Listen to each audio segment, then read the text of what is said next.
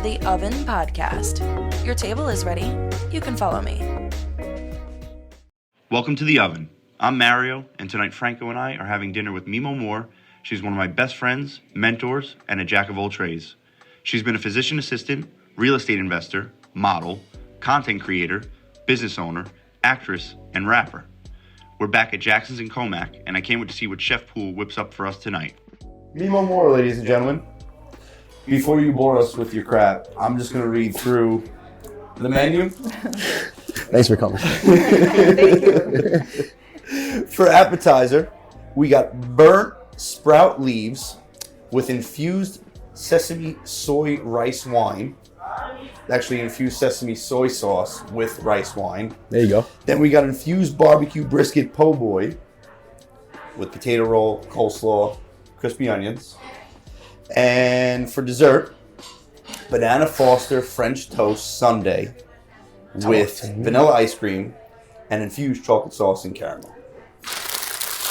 Why is it called po' boy? I don't know where to get po' boy from. Yeah, it's Louisiana po' boy. But They're the sandwiches from po', so they don't use like subs or heroes or anything like that. They call their heroes like po' boys. And they're fucking unbelievable. The food in Louisiana is probably some of my favorite. I have Like to the go. Cajun. Yeah. Oh, we could definitely do that. You had gator down there, right? Yeah, we had the gator. It was like gator nuggets. It was like chicken nuggets. It was just like It can't be deep the fried. same thing. It was a little chewier, but The taste is the same? the taste is basically the same. Yeah, you wouldn't even know. And I guess. And if you put anything in sauce, like Right. anything fried like that in sauce, it's pretty much the same. Right. It's all chicken. But that food down there is, yeah, we gotta take a trip. We gotta take a trip to Louisiana and get after that. I need to go. All that Eat NOLA some gator food. nuggets. Eat some gator nuggets. Yeah, now even the catfish, everything they have, you would love it. I've had catfish. You would love it. Like their idea of like a buffet is not like fries, burgers. Like it's like, yeah, you see everything. Like what the? Where am I? Let's You jump. want to go? Yeah, right. Hey, let's jump into this though. A few years ago, you and Choppa Zoe made a song called Talkin. Great song. The only thing I gotta ask is, how the hell did he make his way into that video? Like, what was the thought process on that? Yeah, you can watch his YouTube. You can watch his video on YouTube too. So, He was my assistant, really, for the day. He's my assistant for everything. He was assistant as in like he was like your driver, or literally. Let me tell the story because you're messing it up. Yes, for a time I was her assistant 9 to 5 and then after work.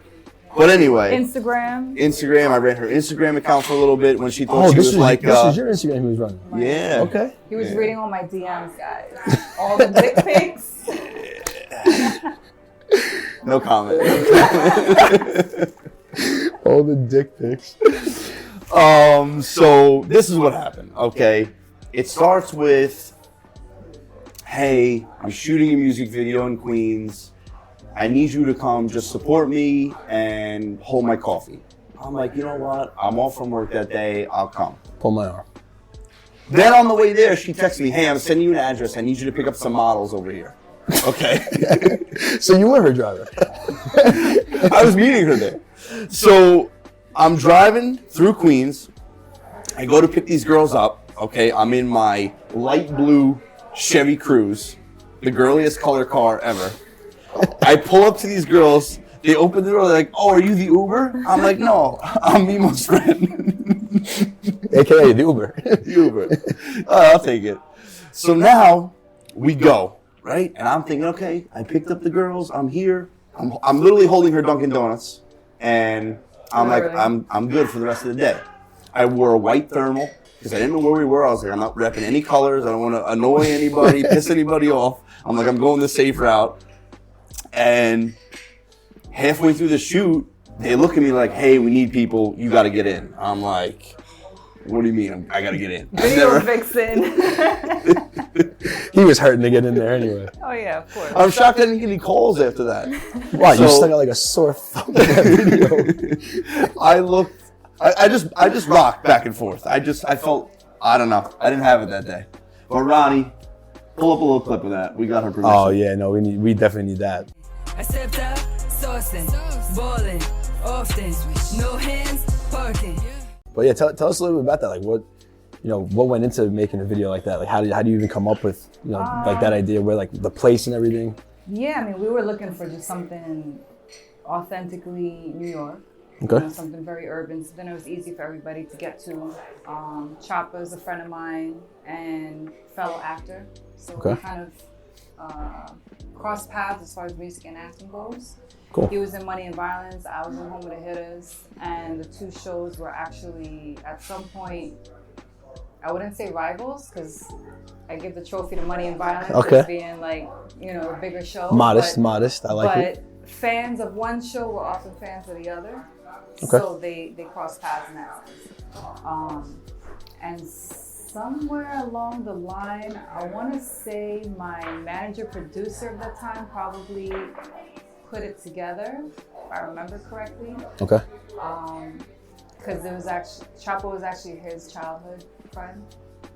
Oh, so there's a lot like little family ties in here. Yeah, so it was something where it was his childhood friend, and then he introduced me to him, and we ended up doing a record together. We thought it was fire, and we just filmed. And, hell yeah! And the energy was great. It worked out well. Our voices worked out well. Yep. So everything matched perfectly. So it was a good collab. And then we had, the feature white boy in the middle of the music video. It was dope. Yeah, the video was awesome. Thank you. Like the video was a really cool video. So now, you talked about the Home of the Hittaz, right? Yes. So what? Tell us a little bit about that. For people who don't know, like especially now you said bouncing back and forth. Yeah. So it was my first consistent filming project that I had. Mm-hmm. It was a YouTube web series where it started off on YouTube at least, and took place in Flatbush. Was very much involved with street life, but a lot of the situations that came up in the show, what I liked about the show, just from behind the scenes that fans might not know, is that we didn't have a script. It was actually all improv. I love that. So we No used script. No script. Wow. We almost do that here. Yeah, like no script. But no, so we had a lot of basically a lot of the actors all had some sort of experience with what was going on in the show. So as the show developed and as we're doing our scenarios and our scenes, we really just acted off of how we would really act out. So it was just raw. Yeah, it was. Nice. A lot of my childhood experiences and like my homeboy's child experiences, a lot of it was just very raw, and it was tough because we had to do a lot of takes sometimes. Yep. Sometimes things would just go off in a direction. Maybe it was too violent for the camera. Sometimes it was too sexual for the camera. There was just certain things. Mimo, put your clothes back. Oh, wasn't supposed to do that. My bad. So. But I really enjoyed that part of it. And I was in the first episode. Towards the end, I was all in the second season. Yep. Not the first episode, I meant first season. I was in towards the end when they first recruited me. I honestly don't remember how I got recruited. I was gonna ask, how'd they find you? What were you doing? I don't even know, honestly. Just living? I mean, I've been in entertainment business since I was a teenager. Okay. So I've been around. Who actually approached me and came up to me? That part, I honestly don't remember how that happened. So when you were a teenager, how'd you get into that? Modeling. Modeling? Yeah. Nice. Okay, cool. I started off modeling. Started off as a video vixen, just doing some, whatever, random music videos with different artists. Cool. And little by little, I started meeting bigger people in the industry. Just working. Producers and bigger artists and stuff like that. And I just ended up finding connections, I guess, in that. It's the best way to do it. Yeah, so the people would actually just DM me opportunities, and Home of the Hittaz was one of those opportunities. I think it was probably the director who came up to me about it, and asked me to offer me the opportunity. Oh, matter of fact, I remember who it was. We're getting back. We're getting back there. I remember who it was. It's been a while. I'm sorry. So I'm trying to bring up everything. It was my boy Six. He actually asked me about if I was interested in acting. Six was a big link in New York for models and music videos. Cool. So he knew me as a potential model for music videos, but then he approached me as far as where I want to act. Hell yeah. And that's what I was like, oh, absolutely. Definitely. Like, let me try that, you know? So he links me with the director for Home of the Hills. And when I met the director, we just had such good chemistry. Yep. We hit it off, and I became one of the main actors in the show right off bat. Like, it was just Right from the get, just like that? Yeah, like it worked out. It was great. I had really good chemistry with the other lead actor in there, and we just kept it rolling. Nice. So when did Home Hittaz start?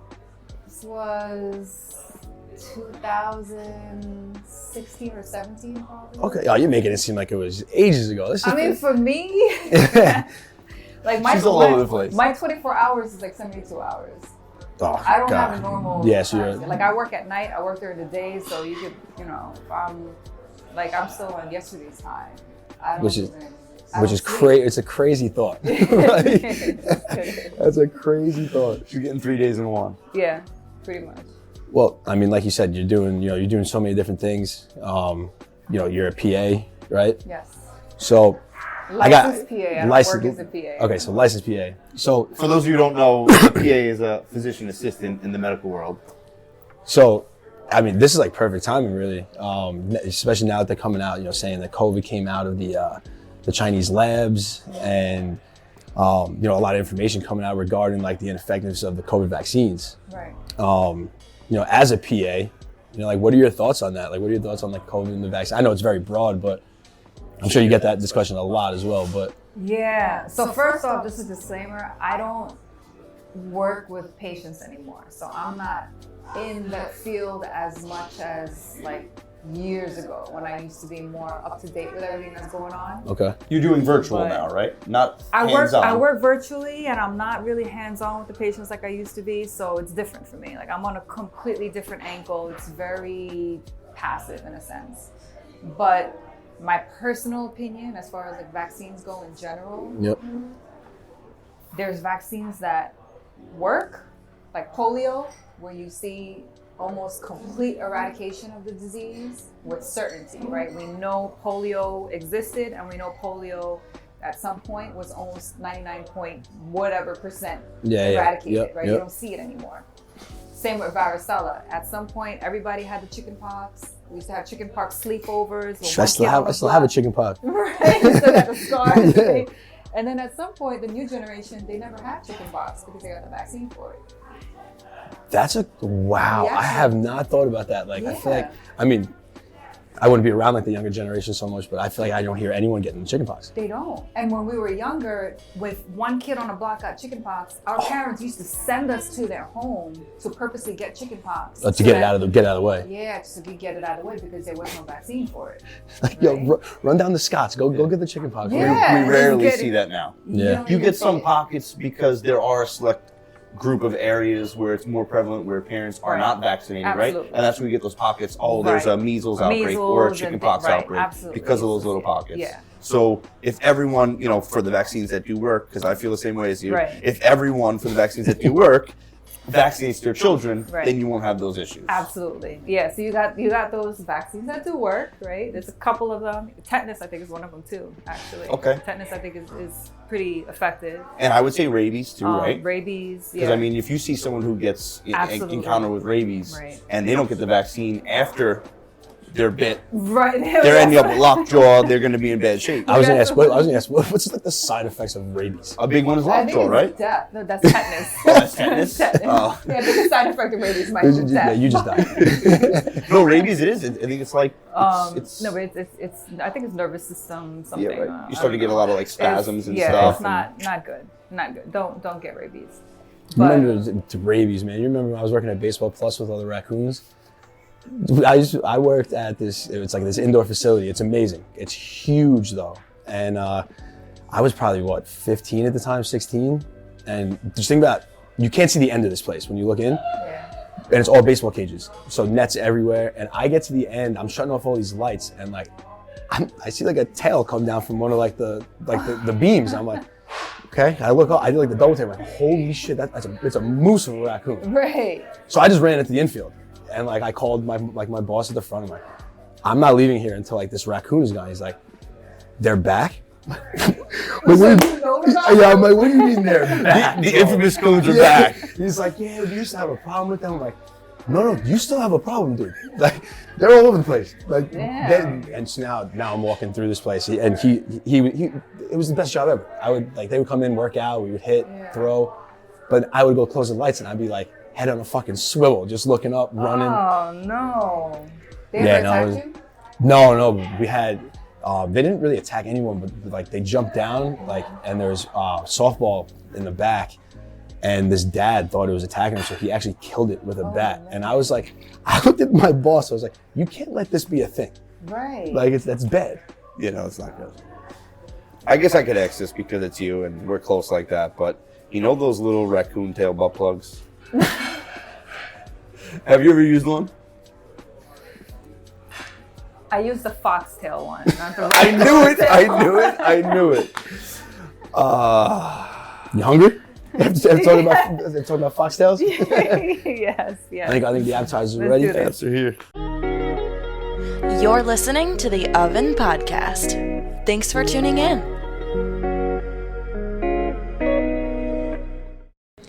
So we talked about the vaccines that do work, that we know work. Do you have an answer for the COVID one? Is it, what are you thinking? I don't want to harp on it too much. I think it's one that works less.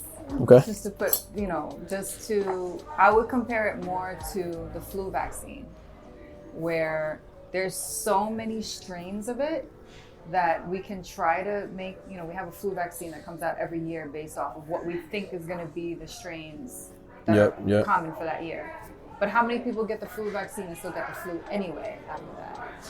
Right. So do you know the number?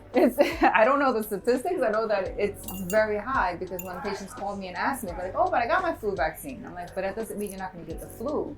The purpose of the vaccine is to reduce the severity of the symptoms if you do get it." Okay. All right. That makes sense. Right. So it's not really a vaccine. It's theoretical, maybe. It's supposed to reduce your symptoms. How bad would your symptoms have been if you didn't get the it? vaccine? Yeah. We don't even know. Yeah, you don't even know. We have no idea because there's people who got COVID who aren't vaccinated who have very mild symptoms anyway. Yeah.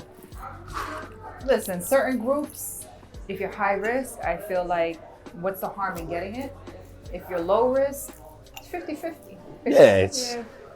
So I got the actual vaccine. It was just fucking doof right in. But just one or the boosters? Or? Nah, just the one. I got the Johnson & Johnson. Harry, this is crazy. The wine. Oh yeah. This is really good. Yeah, how you doing? How you doing over there? I'm almost done. Slow down, breathe. Well, let me ask some questions. My turn now. All right. There you go. I tried to save you. So I just want to touch on that time where you surprised me with a video of you and Uncle Murda. Ronnie, I'll give you that video too. It made my night. You still have that? I still have the video. Mario, what up? Yeah. Whoa. He said my name. I'm gonna get rid of that video? No. Mario, what up? Yeah. Whoa. He's gonna kill me. That was good. How many times I've seen this fucking video? He's gonna kill me. So, I was coming home from a fucking Clover date. I found out Clover still exists. This was years ago, so I had to check. He re-downloaded. I thought it was Bumble.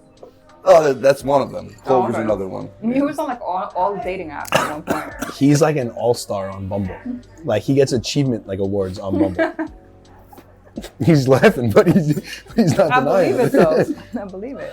I felt cool on my date. I was like, hey, Uncle Murda, you want to see? Yeah, sure. But how'd you end up even working with him? That was my question. I didn't work with him, just to be clear. Like I said, I've been in business for a while. A lot of connections, know a lot of people. And that was just one of the passerbys, I would say. It's a good little passerby. No, it didn't end well. Really? It really didn't end well. It was not a good experience. I just kind of deleted that part of my life and moved on past that. But I met him through a friend of mine, DJ South. I'm gonna go back to your DMs for a second. So. Is that necessary? No, we won't talk about the dick pics. We'll talk about something else. All right. So you send me a text. You're like, hey, I've been talking to this like NFL player. Is he any good? And I'm like, what's his name? And I didn't get your permission to say his name, but am I allowed to say his name? I won't. We won't say his name. So she sends me who's messaging her. I'm like, he's a fucking Pro Bowler. Really? Yes. Pro Bowl, wide receiver. She was in the DMs, or he was in her DMs. You made that happen. I don't know how. He loves talking about your DMs. He likes to talk about my sex life. She's my sex therapist, too. Come on. But we'll turn the page. We'll go to something completely off topic. Wait, so I thought you were going to ask me a question about my sex life pertaining to him. No. Okay. No, You said threw him off. You didn't want to say his name. We won't blow him up like that. I don't want to say his name. We could talk about what we did. I don't want to say his name. We'll say that for a rainy day. Okay. I don't know if he's married. That's the thing. Listen, there's a couple artists that I slept with that are married and that were involved in relationships when I was with them. So I don't want to put that out there and be like, you know. You need Jesus.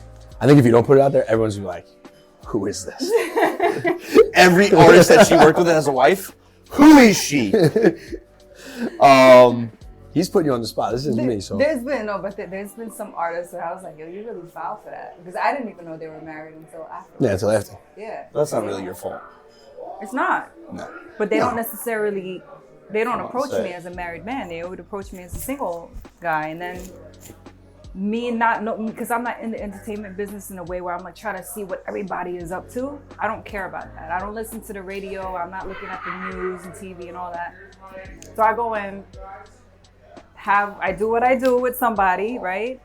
Next thing I know, I see something come up and they're like, oh, it's him and his wife and his 3 kids. And I'm like, the fuck? I had no idea. We went to dinner, we went to the bar, we went to his hotel, we fucked raw, and then I didn't know he had a wife.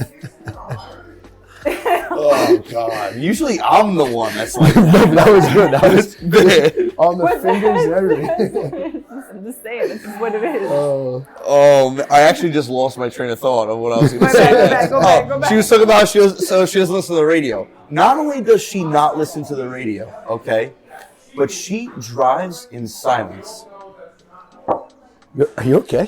Why is that a problem? No, you need therapy. No, for sometimes, no, all right. Well, sometimes I drive in silence and it's like completely by accident. Like the song stopped and like I'm just driving. But like, that's like an everyday thing? Yeah. I have complete silence in the car when I'm driving. So you're just passing time. No music. I don't listen to. Yeah, I don't listen. You know what's funny? Even if I do choose to listen to music, I don't listen to hip hop. What do you listen to? I listen to Spanish music. Okay. Sometimes. If it's at night, I listen to classical. I was gonna say you definitely listen to classical. If you're not listening to any music, yeah, you definitely get into classical. Sometimes I do listen to classical, but oftentimes I prefer silence, complete silence.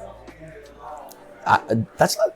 I guess it's really not that weird. Like He when I was says I'm going. a serial killer. So. No, if you drive every day, no music, go on a podcast. Yavin, maybe. Go on a podcast even, okay? But silence, that's serial killer type shit. I don't know. Like when I go to the gym, I don't listen to any music. Me neither. I don't put music on for the gym. Like No headphones at the gym. No. No headphones. No, that's wild. No. Never have. You sit in the sauna with no music either? Oh, I can't tell you last time I've been in the sauna. No. Planet Fitness don't have It's a sauna. uncomfortable.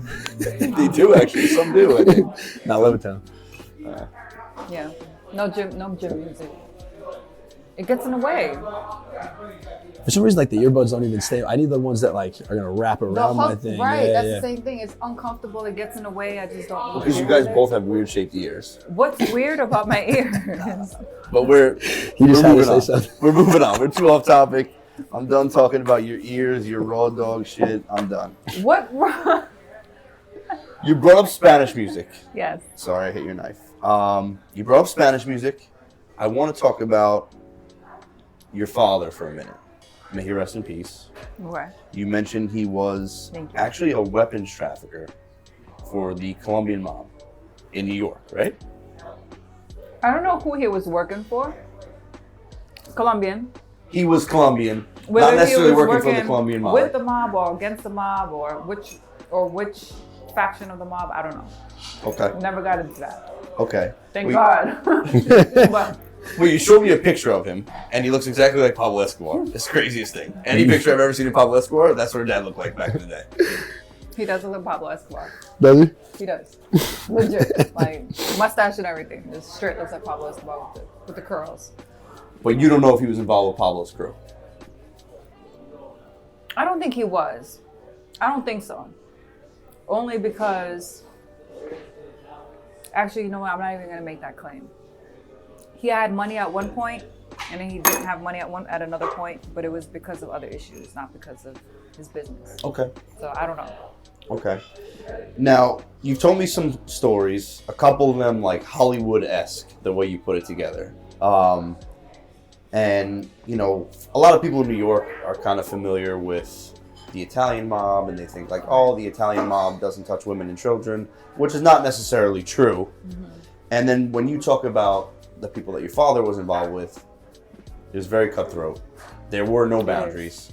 And tell us how that made your relationship with your father. You were his only girl, right? Yes. You were his little girl. Yes. The only There's girl. more to that. Yeah. I'll elaborate on that. Yeah. You were his baby. Yeah. And he felt like he had to protect you at all costs. Right. So tell us about your relationship, you know, being a little girl, your father involved in what he was involved in, dealt with some crazy people, and tell us about your relationship with him and how that basically helped you guys become closer, actually. Okay.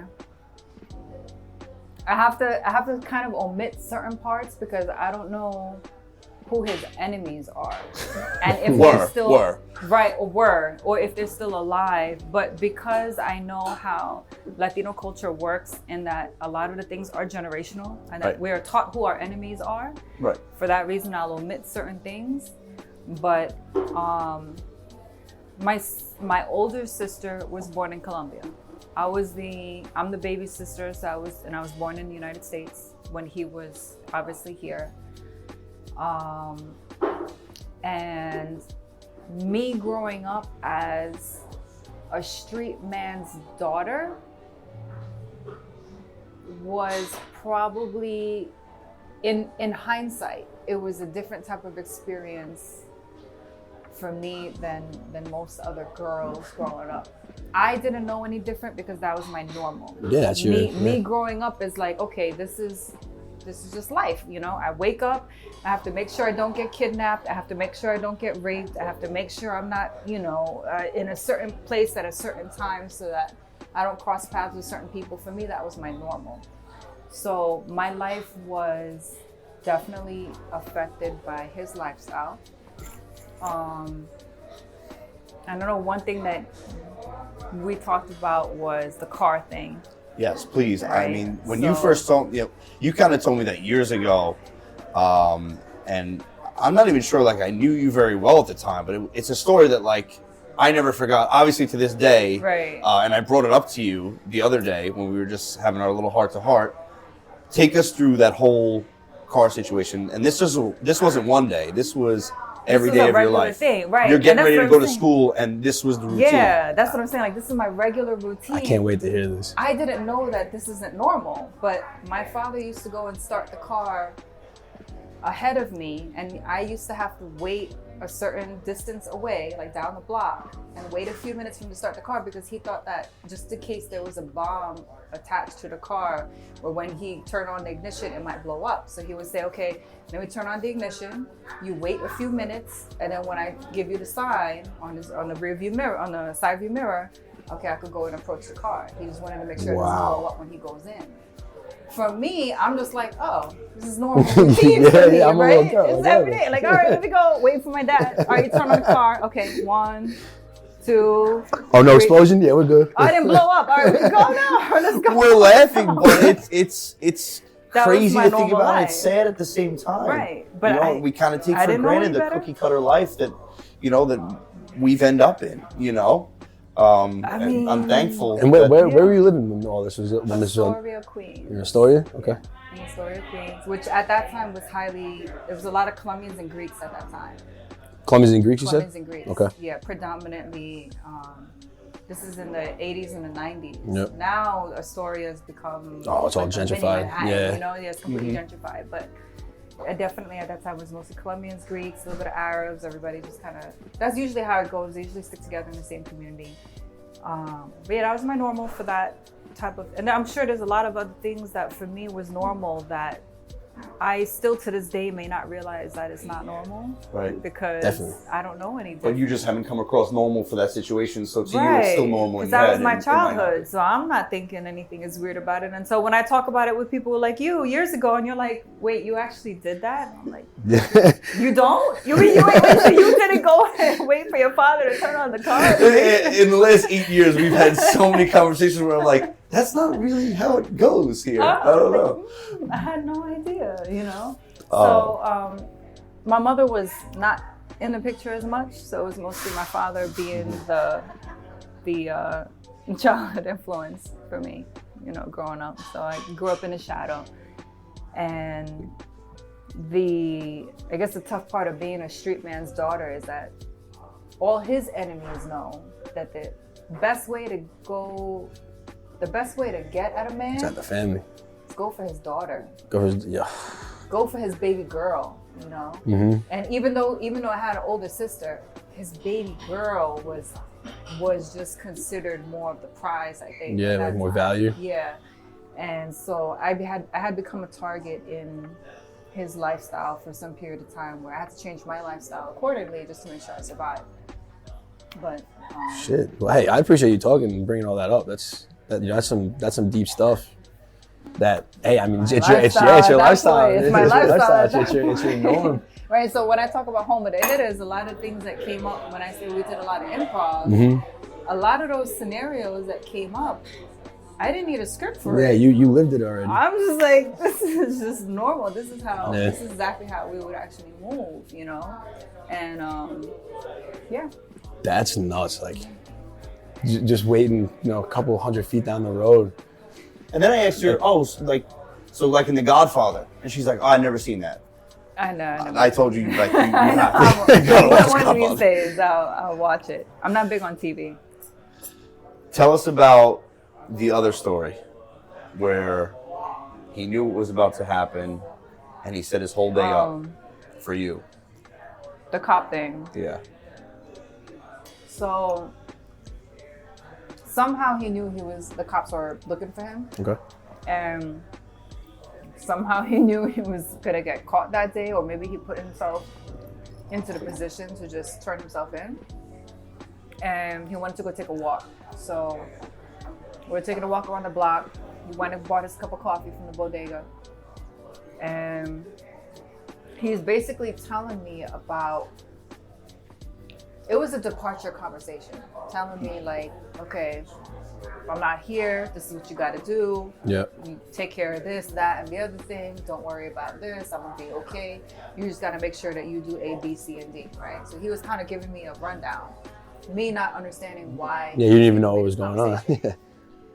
How old were you at the time? I was young. I was somewhere between, I must have been like somewhere between 8 and 10 years old or something. Like I was young at that time.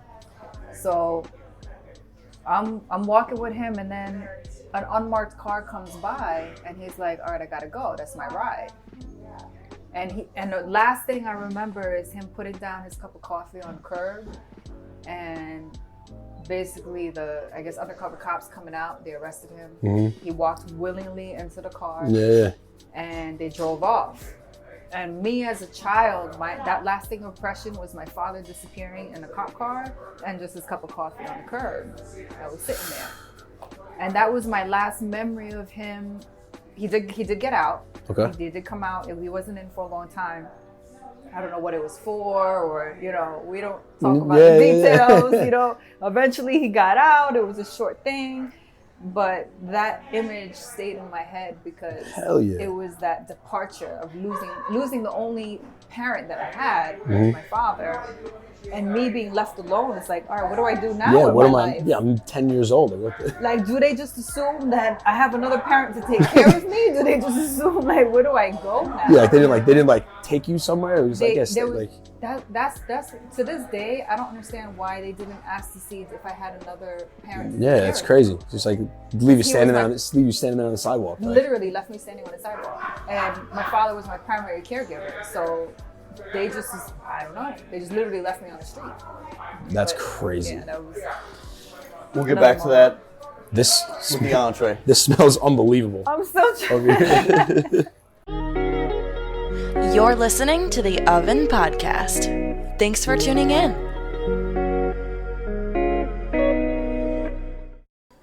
As we dig into this barbecue brisket po' boy, Oh boy. just want to finish up our conversation with about your dad. Okay. You guys keep going. I'm gonna munch this. Wait, so do I eat it like that, or do you eat with a fork and knife? Oh, I'm going. Yeah, You we're can going. eat it however you want. Oh no, you can get messy on here. It's fine. It's totally fine. So those stories about your dad, like I found those so interesting. I was like, I gotta bring those up. Now, towards the end of his life, when I first became friends with you, he actually moved in with you. Yeah. And he had this sadly slow decline. And this tough mobster just slowly came to his death. I'm gonna read you a quote. It's one of my, I wouldn't say favorite quotes. I don't know if favorite's the right word, but it really strikes a chord with me. And for me, after my dad had open heart surgery, for you, this tough mobster, like my dad, he was always the protector, the provider growing up. To me, in my eyes, he was the strongest man that I ever knew. It was, my dad could beat your dad up. You know what I mean? Yeah. I would say that in a second when I was 8 years old. Yeah. You know what I'm saying? And Frank Herbert actually once said, there's probably no more terrible instant of enlightenment than the one in which you discover your father is a man with human flesh. Now, Yeah. for you, I could relate to that, 100%. Like, it was shocking to see a man like that, 6'1", 210 pounds, muscle, solid build, and just see him deteriorate rapidly and age, and literally seeing him age in front of me is like, That's the hardest it was thing growing almost up, right? unreal. Like, you don't imagine, this is literally the strongest man I've ever seen. I mean, he's been shot in the head, shot in the arm, shot in the leg. Guy survived with a bullet in his brain. What could kill him, right? Fucking age. Aging killed him. That's the hardest thing. Like, even for me, like in my 31 years, like the hardest thing for me is watching my dad get old. Yeah. It's like, for everybody though.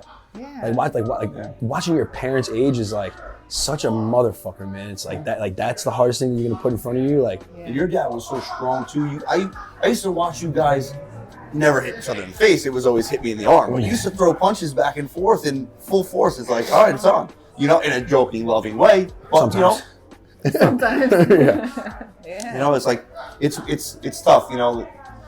Time gets everybody, and Yeah. it's sad. But Definitely does. I think that's when I really realized I'm fucked up. you just figured that out. I just figured that out. No, but that is one thing about you. I mean, even when we worked in the healthcare field together, you're just always even keeled. Never. I was I've like never. that when I was working in the ER too. just never let shit hit the fan. Yeah.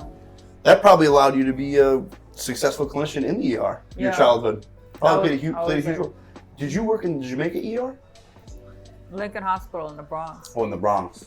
I forget which PA working there. I was really good at what I did because, we work at night. There's a lot of trauma coming in, a lot of gunshots and things like that. And for me, it was like, all right, here's another one. You just kind of go through like the blood and everything. It doesn't bother me. All that stuff is just whatever. Just keep on going to the next. I've seen a lot of things. There's certain things that I've seen that actually did bother me, especially when it came to children. But it's like, at the end of the day, this is the lifestyle. When you grow up in that lifestyle, you just kind of assume that's normal, you know? Until I moved to Long Island. And when I lived in Long Island, that's when I really realized how abnormal I was, because I was like, Yeah. How much you know what I different found it out the other day? Y'all tip the mailman for Christmas. Y'all not know that the mailman has a That's salary? unbelievable. And then I just found out that people leave like a gift card or like a Christmas bonus for their mailman and the UPS man and the school bus driver who takes their kids to school. And I'm like, but they Well, you have don't a want your job. mail getting lost, and you don't want your kids getting lost. But that's their job. Why are you giving them a bonus for Christmas? Sanitation workers too. That's another thing I found. I was Yeah, like, so y'all give a bonus to the sanitation workers, but they're getting paid and they got great benefit. I mean, I'm not hating on you. Y'all want to pay them, cool, but Shit, some people are giving them cash. My dad's giving them big Gatorade bottles. Like, Your dad used to give me Gatorade in baseball too. That was his thing. Propels back in the day. Propels, man. My dad used to, they used to call him Cooler Frank. Because everywhere he went, this dude carried a cooler. And I started doing it in high school too. It was fantastic. We'd just be drunk walking the streets, and I'd be just middle of the night. You hear my cooler just like going down the asphalt. Everyone's like, "What the fuck is going on here?" So you're always even keel. bro. I was hungry. I told you I just went to the gym before this. I knew this was gonna happen. It happens every time. Ask Frank. Yeah, no, he's actually impressive. Like, his plate is usually pretty clean. I'm gonna catch up. I almost don't want to give you any compliments, but you're one of the strongest women I know, strongest people I know. Obviously, we can attribute a lot of that to your tough childhood, right? And here you are. You came from that lifestyle, super successful woman, healthcare field, real estate, actress, music, you name it, you've done it. You're always exploring new opportunities to challenge yourself, new opportunities to make money. Now, in 2023, most super successful independent women feel a certain type of way Oh, where is this about going? masculinity. I know where he's going. About masculinity. Some call it toxic masculinity. But I have the privilege of knowing you, and I know that you're totally different. Right. So I hate that term, toxic masculinity. well, tell us how you feel about that. I just feel like just the term toxic masculinity. Why is masculinity toxic at all to begin with? That whole term by itself just rubs me the wrong way. 'Cause there's beauty and strength in femininity, and there's beauty and strength in masculinity. You can't have toxic masculinity. It doesn't make sense. Either you have a man who's acting in his strength as a masculine male, or he's not. So what is being described as a toxic, as I guess a male of toxic masculinity, he's not acting in masculinity. He's actually acting outside of the boundaries or the role of what we would consider masculine. Okay. He's acting like a bitch. Yeah. So you can't say that that's toxic masculinity. He's just acting like a bitch.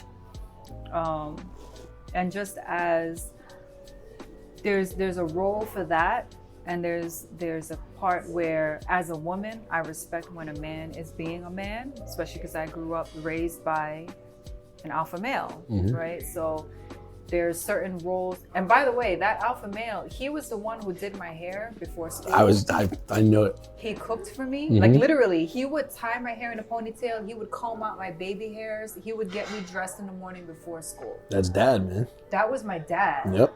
And that is like for me, that's a dad's role, is to make sure his baby girl is good. Yep.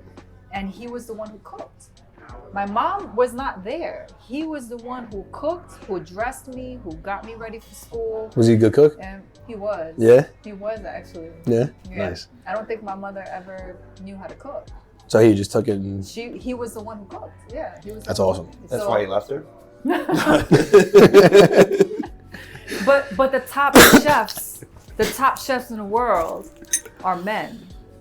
Well, the top at a lot of things in the world are men, Right. but we won't touch on all that. Yeah, but at the end of the day, you look at a lot of these things where I guess current society says, okay, the women are the one who are supposed to be cooking and cleaning and doing all these other things. But if you look at history says otherwise. History says that the king's top chef in the castle was not a woman. It was a man. How do you even imagine a female being in a king's kitchen? Yeah, like back in the day, like that. Back in the day, you don't even imagine that being a role for a woman, right? The woman had a separate role outside of that. So, me personally, I respect men being men and taking care of the roles. That not saying that all men have to cook, but certain things I feel like they have their things that they're good at, which is usually, I feel like men specialize in things. Men are very good at being surgeons, at being engineers, at being architects, at being professors in colleges. The majority of professors Are men. are actually men. So they really specialize in this one thing. What women are good at is multitasking. They're really good at managerial positions. They're good at scheduling for 150 people. You're so right. Making sure that you need to have this day off for your daughter? Cool. You need to have this day off for christening? Cool. And they will multitask and coordinate everything and organize it till it's perfect. So they're good at that stuff. Yeah, because they need it perfect. Yeah. and naturally it comes easy for them where men are not as good at multitasking. They really just need to focus on the one thing that they're focusing on. Shit, I can agree on that.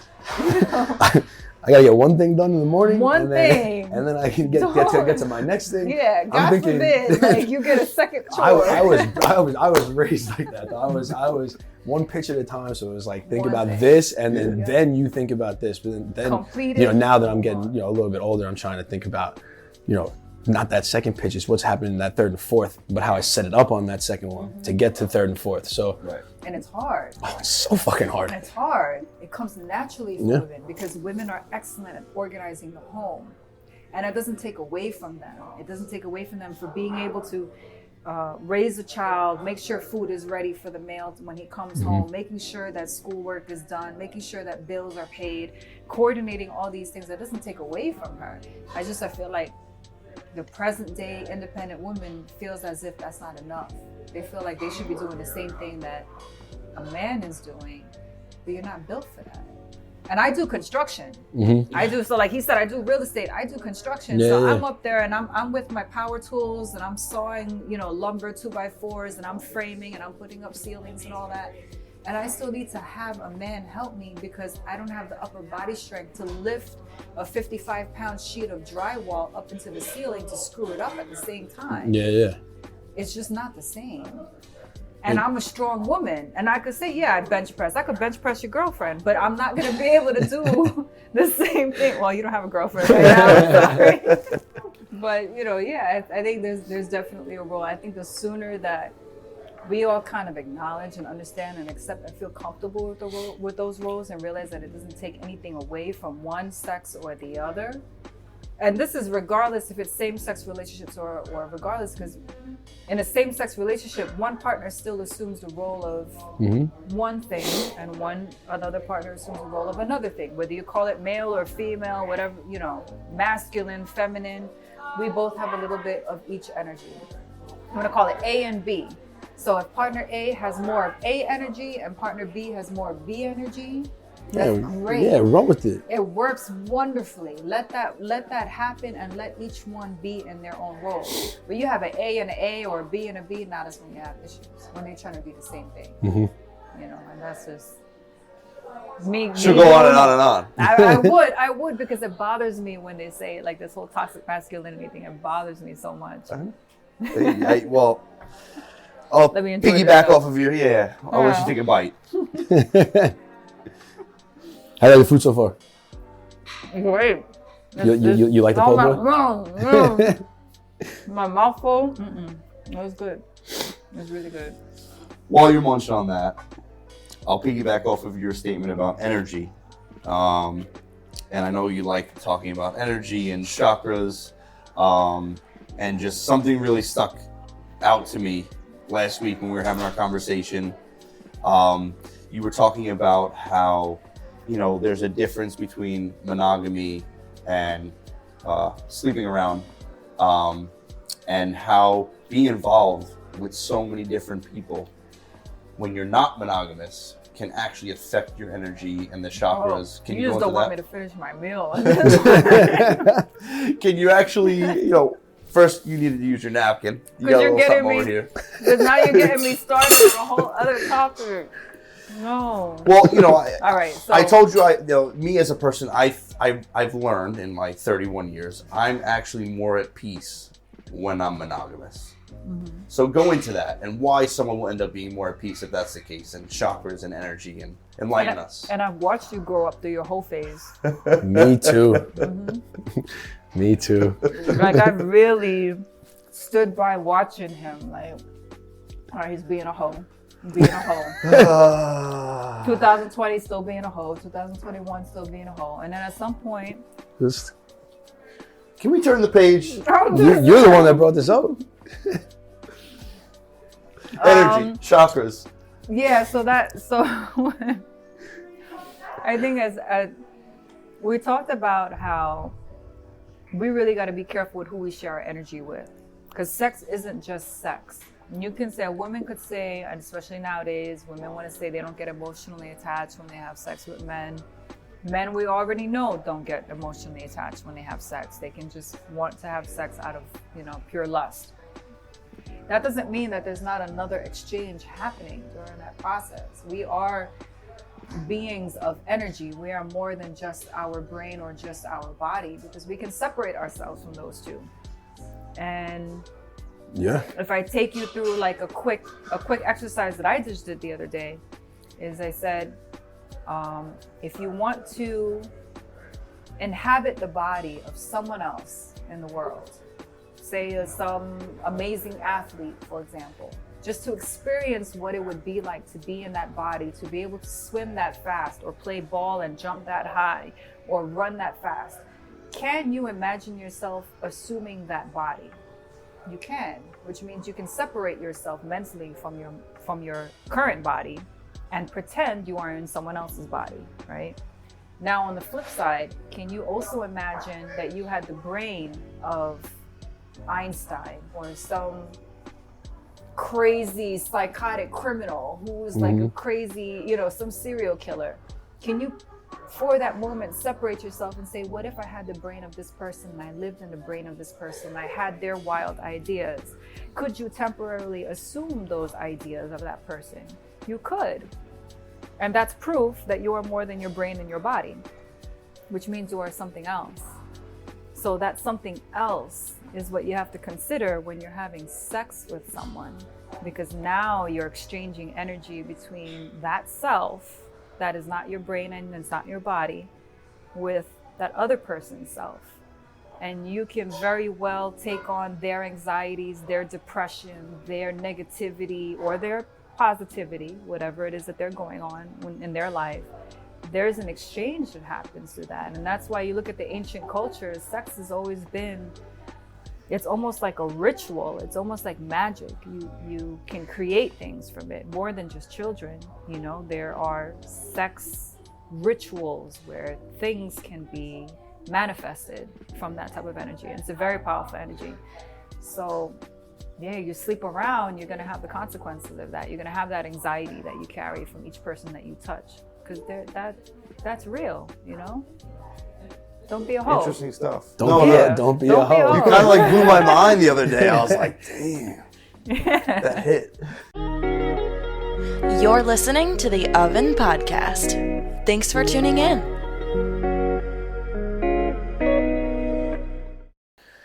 All right, now the dessert's out. This looks easy. Unbelievable, by the way. I'm gonna have to come back and get this like once every couple of days, I think. So we kind of touched on, a little bit of everything, but we really haven't talked about like the real estate so much. And I don't know, I'm kind of interested in what exactly you do in the real estate game. So I do mostly long-term rentals and some short-term rentals. This is so good. Is it? Go on. Long-term rentals and short-term rentals. And I basically do 90% of what I do is the Burr method, which is buy, renovate, rent, refinance. Okay. And by doing that, I'm working on having steady cash flow each month by collecting the rent. But I'm also putting myself in a position where I could benefit from the equity that the property gains over the years, which is Nice. the refinance. Yeah, the refi part. Yeah, the refinance also happens in the initial phase, right after you do the renovations. Okay. Because you're assuming that you buy the property under market value, but you're walking in with a certain amount of potential equity. When you fix it up, you want to renovate it, you want to refinance it after you finish renovating it. But if you're getting it in an area where in 5 years it's going to appreciate even more, you could potentially refinance it again, take that money, go buy another. And go, yeah, exactly. And just wash and repeat. Nice. That's pretty cool. So, before we come to an end, we're going to have Via ask us her question of the day. We always have the cameraman or woman ask one question before we break out the oven. I know you thought the oven idea was really cute, but Via, hit us. If you had a favorite strain, what do you like? 60? My favorite what? I didn't hear. Favorite strain, like the smoke.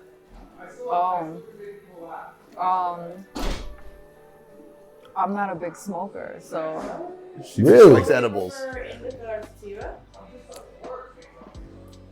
I think it's sativa, the one that doesn't make me sleepy. Yeah, sativa. Sativa. She's like me. I just want to say the one that doesn't. Yeah, I like to be up all the time, so yeah, that one. Yeah. Well, I'm a sativa guy too. I'm a super lemon haze. That's been But my. it's hard to get. Well, because haze is hard to find anywhere nowadays, which is annoying. Haze, like the piff, and we got all our boys that have the piff now too, which is like A1. But that's why I don't smoke much, is because I don't find sativa. It's tough. Well, because the yield isn't as much, and it's a lot more taken care of and stuff. But I mean, if you can find a good sativa, like anytime I find like super lemon haze, I would get as much of it as I can, like just so I have it in my back pocket. But yeah, I'm a big super lemon haze guy. Well, damn. I realized I used to be a sativa guy. I'm more of an indica guy now. Platinum Kush. Platinum Kush. Remember I told you? Yeah, That was it, yeah, right? the pre-roll. I was like, something about this one. I was feeling good, feeling right. We never asked you, what's your favorite strain?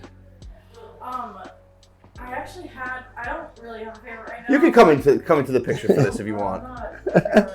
What do I got? Well, you're working so hard. Come here. You can... Alright. In front of the camera. Okay. I had a favorite. It was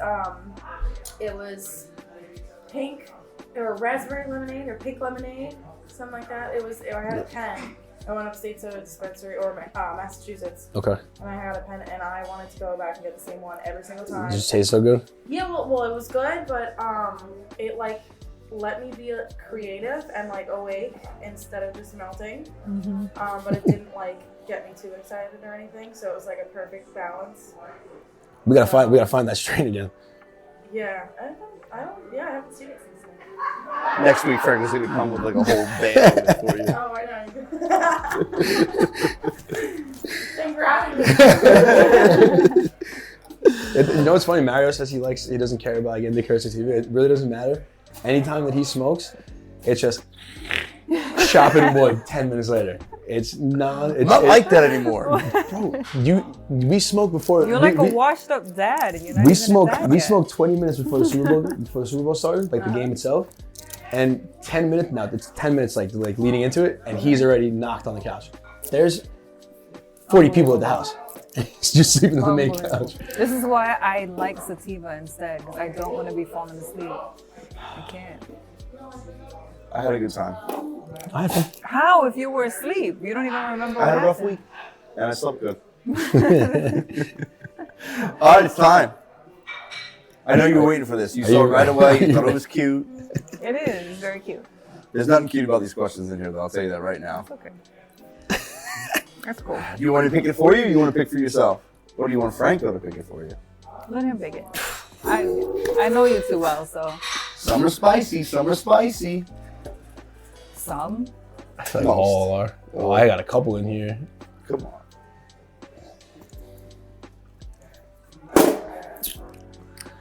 You read this one. I'm not fucking. That's like I mean, I don't even know what I put down on the Are scale. you a fan of cock rings? No. Why not? Because I had a patient who left a cock ring on for 3 days. Oh And my God. Why? I don't know. This isn't against HIPAA, right? Am No, I you're not saying mentioning nobody's don't give name, date of birth, Oh. nothing. It's just patient. And, Who's patient cock ring? It was, Was it We're you- ready for you now. Was it you that used to do the announcements, or was that Josh that would do that? Franco Van Durgen to attendance, please. Franco Van Durgen to attendance. oh, No, but man. Josh does it really good Yeah. too. But yeah. So he left it on for 3 days. His balls were the size of cantaloupes from like the blood restriction and flow and all that stuff. And I was like, why would you do this? What was the thought process behind this? And he was trying to impress a girl. So He thought that keep Non-stop, like keep I- perseverance. Like I what was think- he going for I think, there? I think that's what it was initially, but you're not supposed to keep it on for 3 days. You're supposed to take it off. Wait, after, people like, wear them when they're not having sex? I have no I idea. don't know if he. I've only worn it during sex. Well, you've worn it. Yeah, what? Why do you? They make the vibrating ones. Wait, so vibrating for you or vibrating for the woman? No, for her, like they have it like it's the ring, right? And then like let's say it has like a little like rubber bunny where like the clit is, and then it has the vibrating thing inside. And it feels good for her. Yeah, For real? Was she faking it or was it actually? it was. doing what it was. Franco knows. Whenever I text him Johnny Tsunami, that means it was. She was a squirter. He doesn't text me that often. So okay. Does it feel different for you though? The vibration? Does that Honestly, make sense? like for me, I think you feel less because it's just constant like vibration that like the whole like. Desensitizes you after some Yeah. time, probably. Do you stay erect longer? I don't know if I even want to know this much I about rarely you, stay but- erect more than 4 minutes.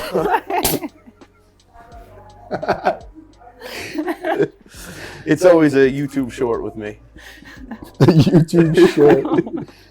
No, I don't know. I think you can get some that are like tighter than others that I guess maybe holds the blood in there. But I don't know. Mine was more so for fun than for, hey, I needed to get up. Did it have a latch to release it, or did you have to unwrap yourself completely from it?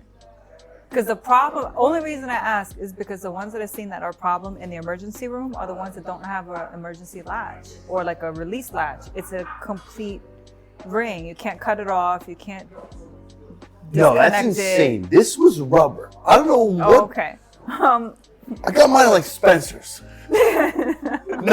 Nothing too serious. I'm talking about solid, You've got so much welded shit at Spencer's. metal No, with no. no detachable latch, with no nothing. Nope. Drake did say though, pinky ring till I get a wedding ring. On that note, it's been a blast. Check her out on Instagram at Mimo More. More Moore. Mimo More. Yep. Thanks for coming. It was a blast. Thank you. We'll Pleasure see you being next here. time. Yeah, seriously, thank you so much. It was food fantastic. Great conversation. Looking forward to the next time. We want to thank Chef Harry Poole and his team over at Jackson's Restaurant in Comac, New York for another amazing infused meal. Make sure you check out our YouTube page, click the subscribe button, and join us next time because there's always an open seat for you at the oven.